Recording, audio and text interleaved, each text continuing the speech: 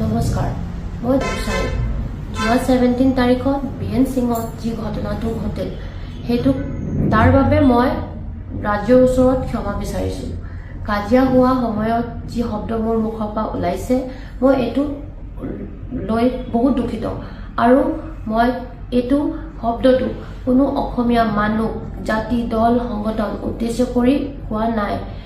এটা পৰিস্থিতিত পৰি পিনি মই ভয়ত এইবোৰ কৈ পালোঁ। মই ইমান পেনিক চিটুৱেশ্যনত আহি গৈছিলোঁ।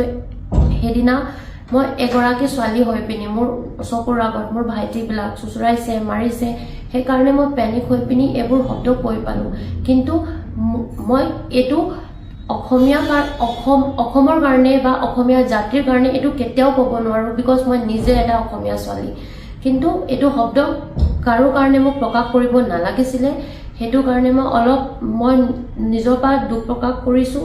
বাছ মই আপোনাক এইটোৱে ৰিকুৱেষ্ট কৰি আছোঁ, মোক নিজৰ ছোৱালীক ভাবি পিনি ক্ষমা কৰিব।